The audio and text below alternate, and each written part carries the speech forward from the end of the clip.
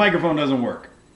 It worked at practice, and now it doesn't work. Church is about to start. We've got 5 minutes till we're going to get going, and the microphone doesn't work. I know the soundboard is good. I know the microphone's still good. Why doesn't it work? Okay, let's try swapping out the cable real quick.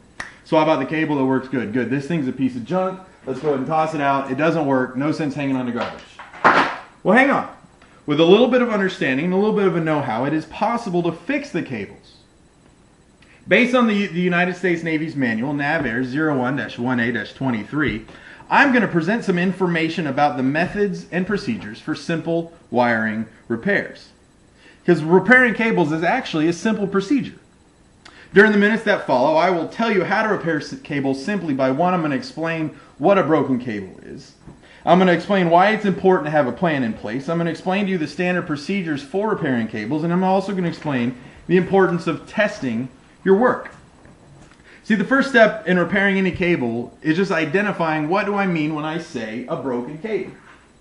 9 times out of 10, if this is hooked up and your microphone doesn't work, this is not your problem. The problem is not in here. The problem exists inside the connectors. This is where most of the time your problem is going to lie. So, what you want to do to check and see if it's broken, you want to do a visual inspection. Basically, you unscrew it, take it apart, and look and see if a wire is broken off. And sure enough, right here, we have a red wire that's supposed to be attached to something and is not.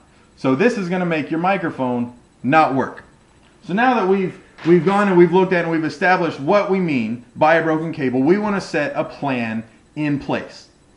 Okay, first step. First thing we want to ask, is there any type of insulation involved? Is there anything stopping the metal wires from touching the metal shield? And there is. There's this white plastic piece and there's this black plastic piece. Do you need to know what they are? No, you do not. You just need to know that they're important and they need to stay in place.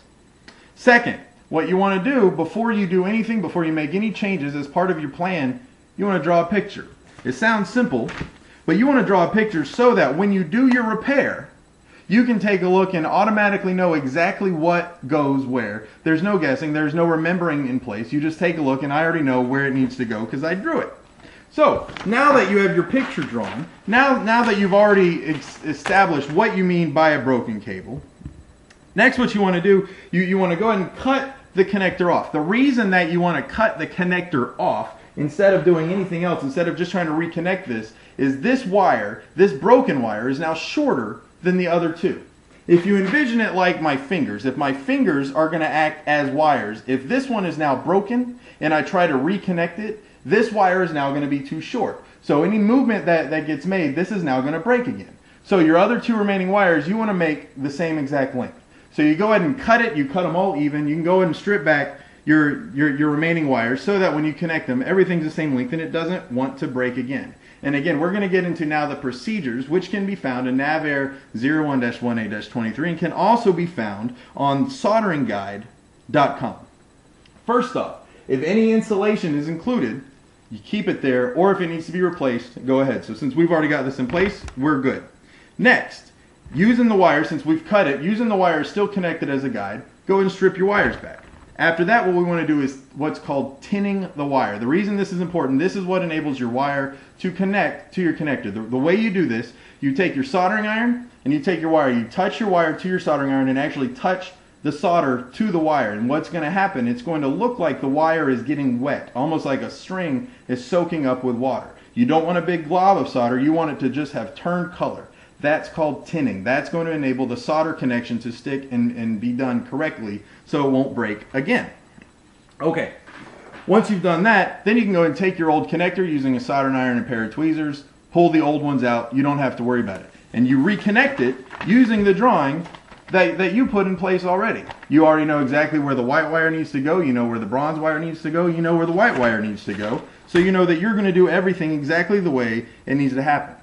The reason that is important, aside from the fact that if you wire it wrong, it won't work, wiring something incorrectly can actually cause damage to the equipment that you're trying to repair, making it much more costly. Okay, so after you've soldered it, go ahead and slide your insulation back on, go and screw your connector back on. And then what you want to do, you want to test it. After you put it all back together, you test it also following the standards of 01-1A-23, the NAVAIR manual, and you can also find instructions using your multimeter on ladyada.net. On a multimeter, this can seem like a lot, but you just turn your dial. There's a setting that actually looks like it's for sound. And what happens on this setting, when you touch your leads together, it beeps. The beeps tell you that you're making contact. So after you've made your repair, you take your cable, you put a lead on one end, and you check the other end. If you have a beep, you know it's good. You get 3 beeps, you know all of your cables are now good, you put it back together, you're good to go.